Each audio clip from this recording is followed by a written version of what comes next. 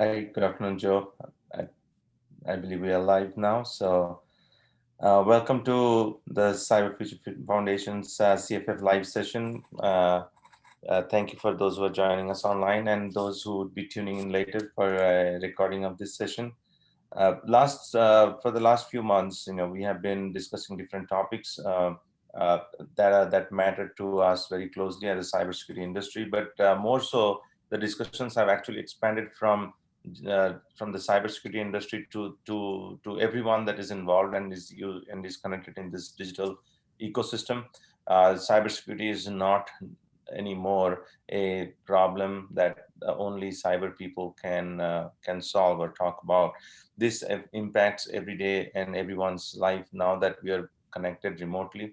Especially with the COVID and the pandemic situation, what we have seen is more and more people are connected, and more people are taking advantage of the digital connectivity that we have.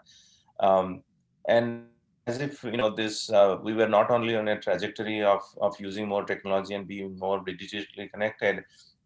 This last 7-8 months now, it's hard to keep track. The year 2020 has just flown by, but this has exposed us to several I would say malices and maladies of cyber connectivity. The things that we have talked about in the corporate setting, as well as in the consumer setting, in many ways, like digital identity and the theft of identity, that was probably the front and center of the consumers. But as we see the use of digital technologies, remote connectedness, schools being run remotely, telehealth being operated remotely, a lot of these are actually are at a greater risk right now. In the last week itself, and even in this month, earlier this month, we saw a death in a hospital because of ransomware, and how the patient was, the operation of a patient was interrupted by a ransomware situation, and unfortunately, there was a loss of life that was registered. I'm sure there are many that are not registered, and we just had this huge ransomware situation in another hospital recently, probably at one of the largest one. And these stories do not stop. These stories have captured attention now. They have captured attention in the recent past in the businesses. But I believe as we have more and more discussion and we bring this to the fore, we elevate the discussion from just being on the cybersecurity security operations centers to actually people's living room. It's extremely important for us to understand as organizations, as well as consumers and corporate citizens, how we can respond to cyber challenges. There are two traditional topics that we have been working on within the cyber industry. One is incident response, which we're pretty much familiar with as a cyber professionals. But more and more, these incidents are related to crisis. So today we have Joe Sullivan with us. Joe and I have personally met in different forums. And most recently, we were at Davos together talking about the same topic. But in 9 months, we are in a completely different situation where this is more aggravated than ever before. Joe, glad to have you on the session today, and thank you for joining us. Let's first explore a little bit about you and your background, and then we'll get down into the topic. So, welcome. Well, thank you for inviting me to join you today. This is a topic that I'm excited to talk about with you. I think you're right. 2020 has been a very unusual year with a lot of crisis response needed for really everyone. And I'm excited to talk about this topic with you because I think as a profession, those of us in cybersecurity, we have thought a lot about crisis over the years because it's a core part of our job to prepare our organizations for crisis response. And one thing I've seen in 2020 is a lot of my peers really stepping up and helping lead their companies and organizations through crisis because we had the experience, because we have a discipline around incident response that we can then translate. And the thing that's most exciting is that when I used to step back and think about it, I would talk to teams about how do we build our resilience and our ability to respond to crisis And I always thought in the narrow lane of cyber or security issues, but it turns out a lot of the best practices that we've developed in cybersecurity apply in a lot of other contexts as well. And that's where we have the opportunity as security leaders to help become just leaders in our organizations. And so I think this is a timely topic in quite a year. And so yeah, my background is I am the Chief Security Officer at Cloudflare, which is a fast-growing company. We went public last year, and I've been with the company for a little more than 2 years.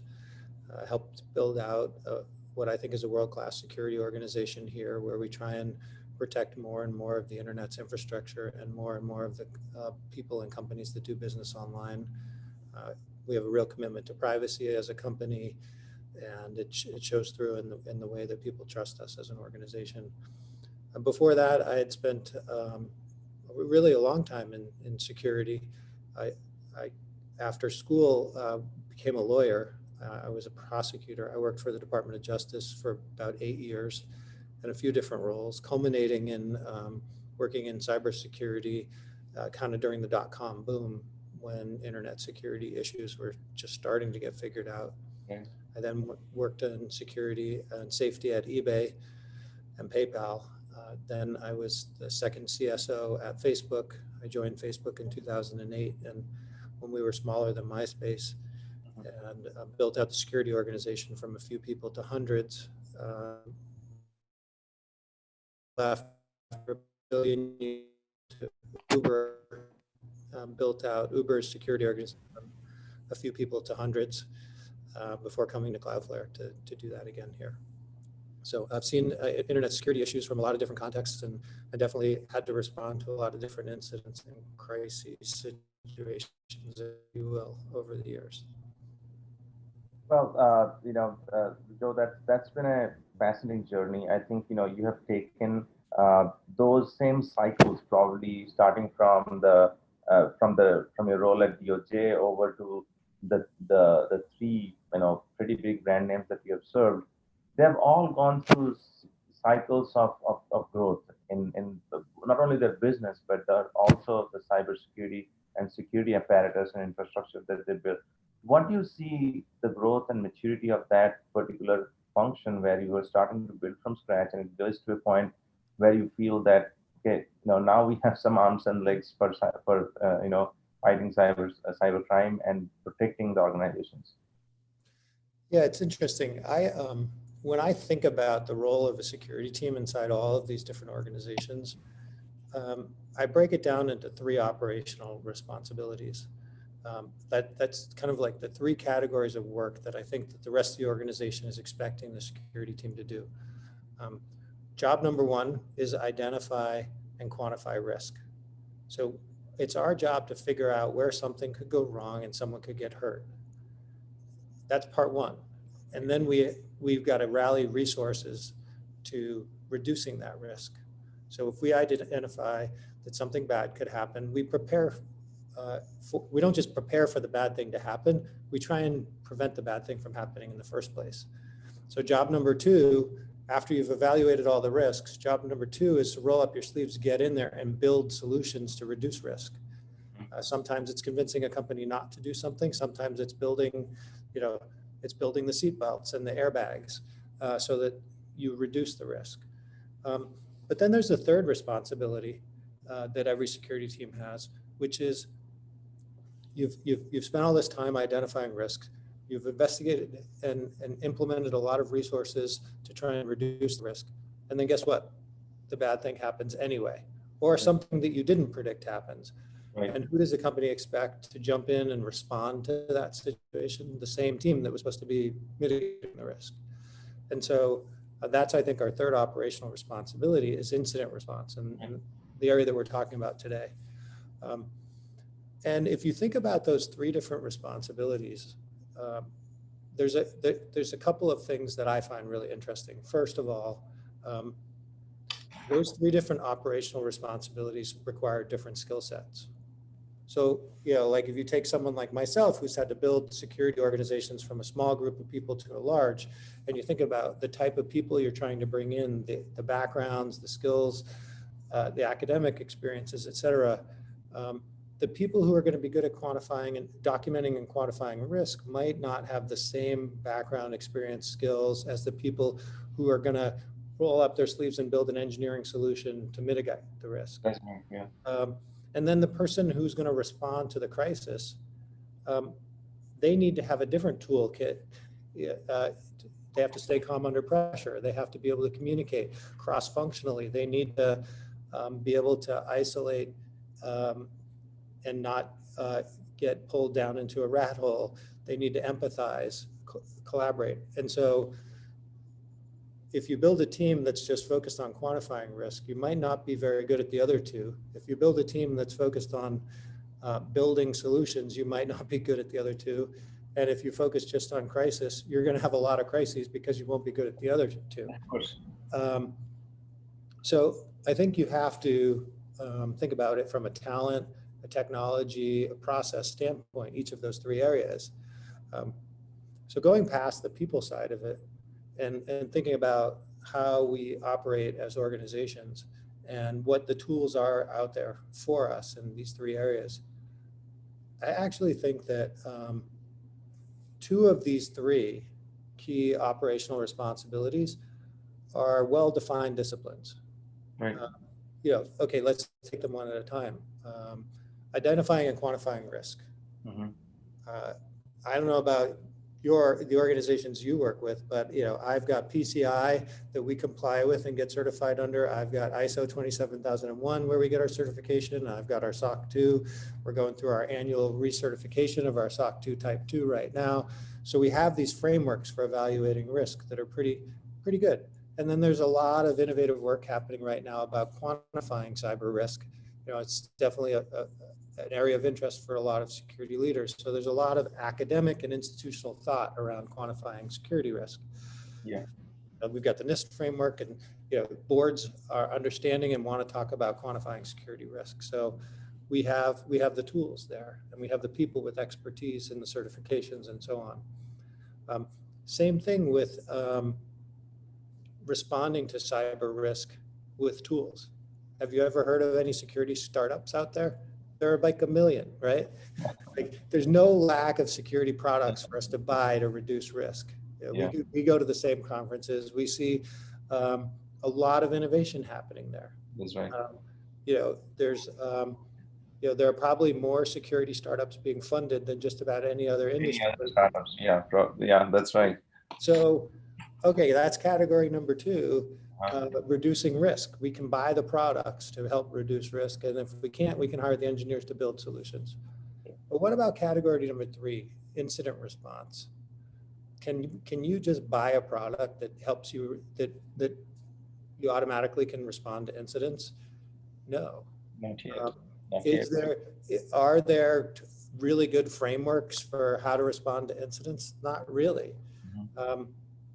Every organization is different. Every product is different. Every security incident is a little different from the last one, and they're all complicated. And so, I think that's why we're having this conversation today, is because that third category of responsibility for us as security leaders is a lot less defined. And right. And then not only is it the least defined and most ambiguous, it's also the one where we're most held accountable. Mm-hmm. What I mean is, everybody notices how you respond to an incident. Every level of executive authority in the organization really cares about how you respond to an incident, much more than they were paying attention when you were trying to, satisfy like a bunch of different controls back when you were working on category work number one. And so all the attention is on the security team when there's an incident. Both internally and externally, I would say, right? I mean, because this spirals out of control very quickly, and then the bigger the name, the more the exposure. So you kind of painted the picture of typically how we operate, and I think the first two categories definitely has made some headways in terms of being structured approach, having some standard guidances that everybody could understand, and again, as in those roles that can be held accountable or can be measured against. But as we move from the operational piece of it to the actual execution of it, to responding to it, uh, uh, it's not meant to be in silo, but it typically becomes silo, and then you are trying to force people to certain behaviors and accountability. Where do you see the stakeholder that you are typically working with on a day-to-day building up the category 1 and 2 are with respect to the third? Because the third gives you a lot of exposure, right? Number 1 and 2, you're literally, the security guys doing their thing, but number 3, now tell us how, where we are with an incident. So your thoughts on the stakeholder and those are involved and those need to be involved. Yeah, I think what is really important is we need to remember that incident response and crisis response um, are a discipline like any other discipline. And they're a part of our responsibility like any other responsibility. And that means you have to prepare for them and invest in them. So I think when you're building out your security organization or any organization, you have the things that you want to do that you're planning for, and then the things that you have to deal with that you didn't plan for. And I think that incident response and crisis response should be a thing that you plan for. I always remember this conversation I had back when I was at eBay. When I moved over to eBay, I inherited an investigations team, and it was helping build out the function. And I was talking to our COO at the time, and I said to him, "It feels like all my team does is put out fires, and we never get time to be proactive and kind of go and reduce the risk." And he said, "Well, why are we always putting out fires?" And I said, "Well, we're the investigations team. It's our responsibility to react and respond." And he said, "It sounds like you need to build a fire department." And I'm like, "What do you mean?" He said, "Have you ever visited a fire department?" And I said, "Yeah, actually not too long ago, I think my daughter was in a Girl Scout troop, and we went and visited a fire station and, learned about the equipment and stuff like that." And my COO, he said to me, "If you visit a fire department during a fire, is the fire station empty?" And I said, "No, there are still people there working, resting, preparing for the next shift. They're cleaning the other equipment, they're getting it ready." And he said, "Well, that's what you're supposed to do. You're supposed to build a fire department so that you can handle more than one fire at a time, so that you have resourced your team so that they don't burn out by working 24 hours a day and falling behind." And so I think that preparing for a crisis is like that. You have to have a plan. You have to have enough people and tools that you can do multiple things at once, and you need to invest in them. And you really only have to go through one crisis before the people around you start to appreciate the value of doing that. And so I put together in my career a long list of kind of like operational responsibilities to prepare for crisis that is kind of like, how do I know when my team is ready for crisis? When we've done these 10 things. So that I think is a very practical analogy that people can relate to, and definitely now thinking of it, right? The fire department, when they're putting out one fire, they're pretty much ready for anything happens on the other side. So that triggers a question in my mind, and I think I've asked and got different answers of different executives. When do you think an incident becomes a crisis? Is that predefined in this space, or because the crisis management is something that I think the boardroom understands, the C-suite understands, the business understands, right? When there is a crisis. In cyber, the crisis has been more upside down. Is like when things get out in public, or it impacts business drastically, that you have to make a disclosure. When do you think incident becomes crisis? Yeah, I think an interesting thing in security is that we frequently don't know which incident is a crisis. Mhm. Um, like if I think back over the years, the incidents that I got most worked up over typically were something that turned into nothing. And some of the things that have turned into the biggest things ever were things that I didn't appreciate at the time were significant. Because cybersecurity is really complicated. And there are always these little technical things going on that you don't appreciate at the time. Like I talked about the people side of it. Early on at one of my companies, we had an incident, and we had to kind of pull the whole team into it and respond to it because we didn't have a dedicated kind of response sub-team, if you will.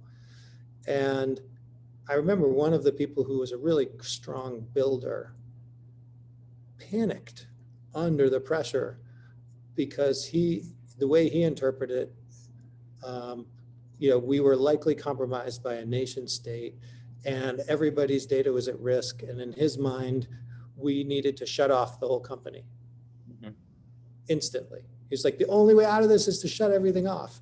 And the rest of us were kind of like, hold on, slow down. Yeah. And then as we, it took 24 hours to figure out what was really going on. And then ultimately we realized it was just a bug. There was no compromise. There was no foreign government in our environment. It was just, 2 or 3 things strung together looked strange and made us uncomfortable and made us start an investigation. But if you look at it with a sense of fear and dread, you might see something that's not really there. And also the things that you want to see or you have been perceived to, right? Because that's what is going on outside. That reminds me of something, when we talk about the actual threats versus the perceived threats, and also what we know about ongoing threats, the information security, the analysis and the ISACs play a pretty strong role, especially in certain sectors. I think they have the potential to do well in every sector. But how much of this information, especially you have been in technology sector back to back, and I think that's where pretty much everything is built and served and the consumers at scale. Where do you draw the line between sharing and not sharing? Because in this particular case you mentioned, whoever this gentleman was definitely had certain perception of what that threat could be, and if they were more informed, they would have probably approached in a different way, right? So information sharing, what is your thought about it with respect to the incident response or crisis management?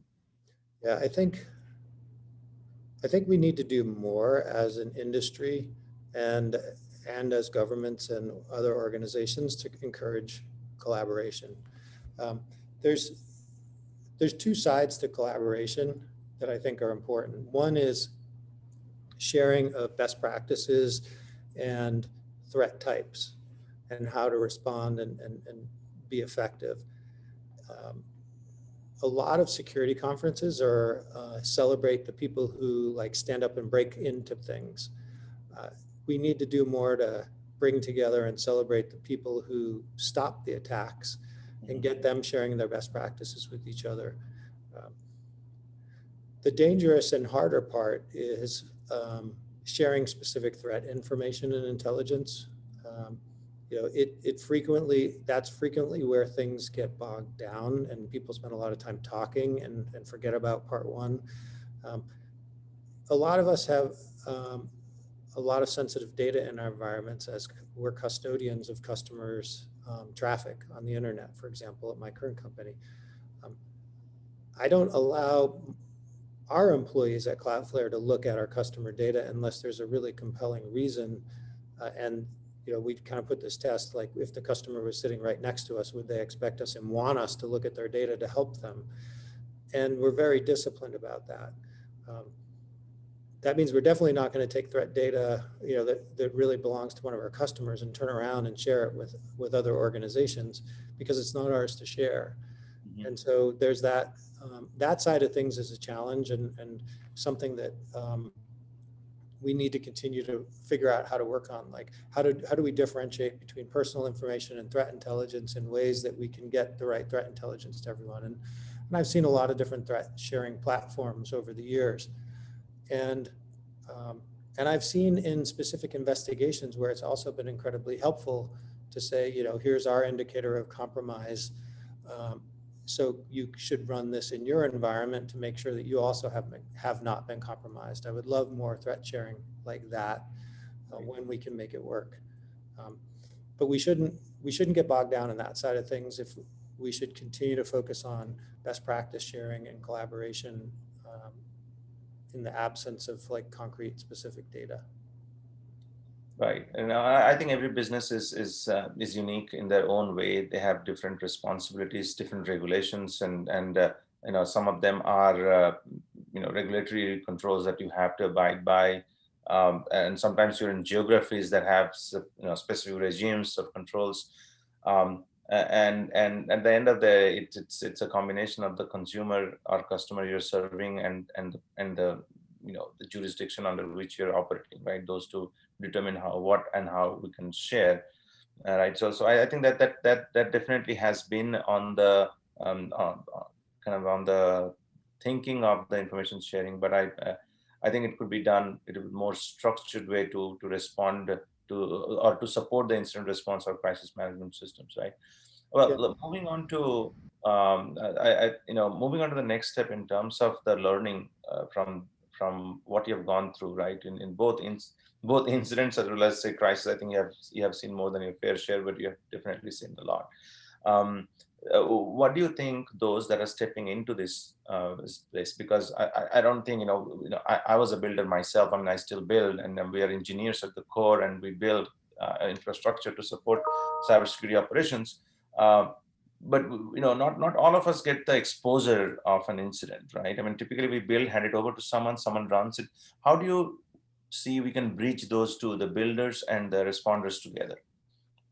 Well, I think that you need to have builders in the room for the response, because that example I gave earlier where the person was responding and assuming a lot of facts that weren't in the case.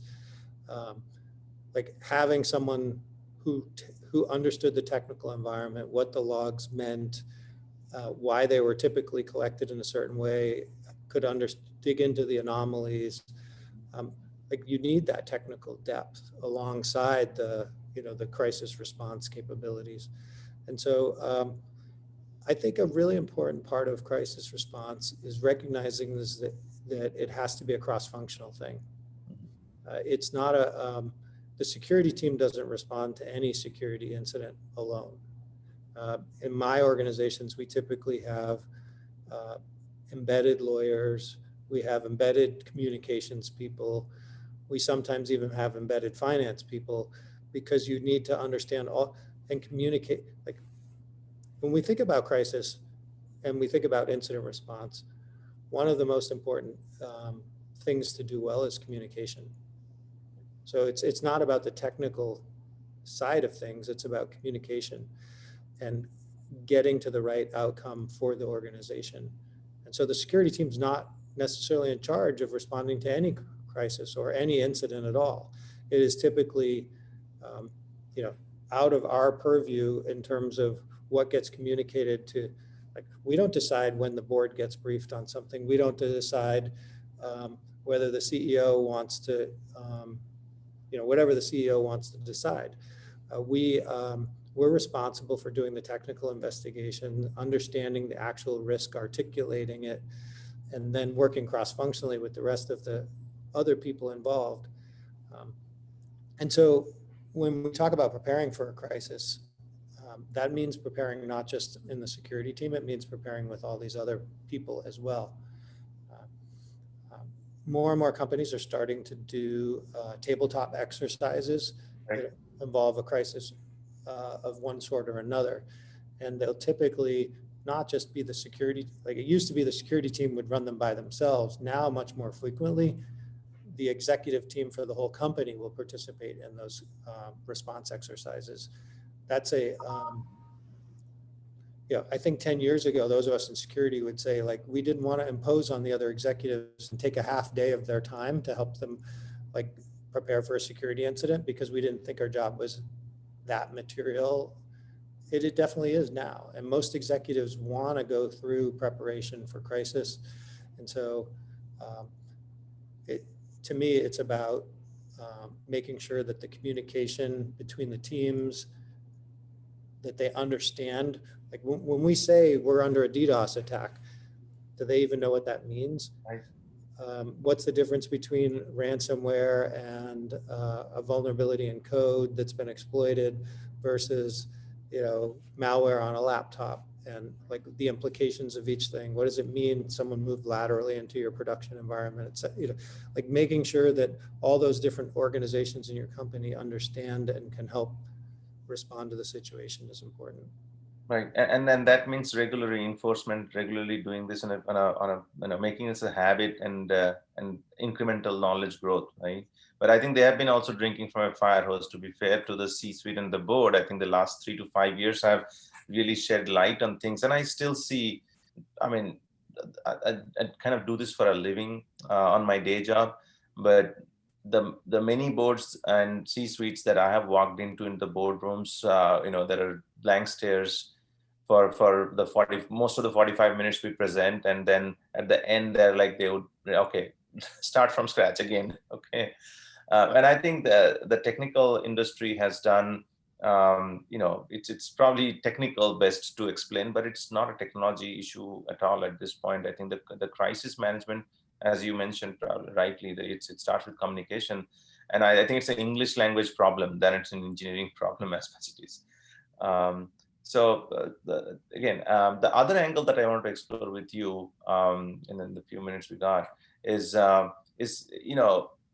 typically when there is a cybersecurity issue or incident, or before even it escalates to a crisis, the CISO or the chief security officer, who's the topmost executive responsible for security, gets the call, and then we typically respond with whatever playbook we have. But the current exposure, it's not just cyber criminals or organized crime, right? I mean, of course, there is a huge asymmetric, advantage that they have. But while we talked about this aspect of national, nation state attack and all, I have a theory that these are like overlapping spheres of responsibilities. The CISO and the cybersecurity executive within the organization has a responsibility and certain authority that they can influence and actually make things happen. I think that's absolutely a practical and noble goal must have. But there is a responsibility for that sector or the industry, and that's how I think we push the ISACs to do more, not just because of information sharing, but they collectively bring people together for that particular sector who know each other's problems very well, right? And then there is a responsibility of the regulatory regime that's there for a nation, and then there is national security, and then there are international bodies, right? A cybersecurity incident, when you look at it, could be deconstructed into these layers, and there is several layers of responsibility. The focus and the personal responsibility and liability that we have on CISOs. I would like to have your your point of view on how can we make sure that people really understand that even though we have the authority within the organization probably to protect, but there is a bigger ecosystem that we rely on to even ensure that protection mechanism is there, right? Sure. We don't get to decide how money is spent in our organization writ large, right? Security is a part of an organization, and it has a voice. I think the voice that security has is getting, we're getting more of a seat at the table in organizations now. I think boards and CEOs are paying more attention to cybersecurity.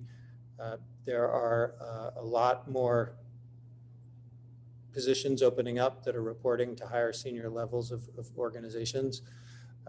I think our profession is taking a while to mature.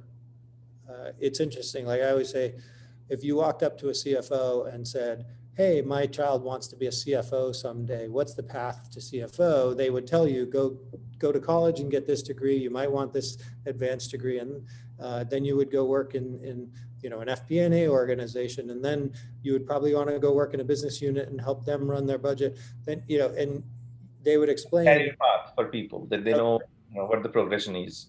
right. And if you ask 10 CFOs, they would probably be about 80% the same in terms of what they described. If you did the same to 10 security leaders, you might get 10 completely different sets of advice on how to develop. Recorded in these programs, in fact. So yeah. So very much familiar with that problem that we have in this industry, right? Absolutely, agree. We don't have a lot of, so like our CEOs have different expectations of all of us as security leaders because they're based on their experiences with people.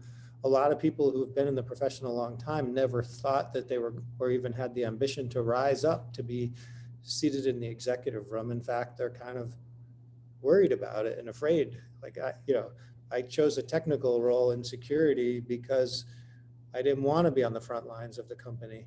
And so our profession is, whether we like it or not, getting pushed up to the executive office with a spotlight on us.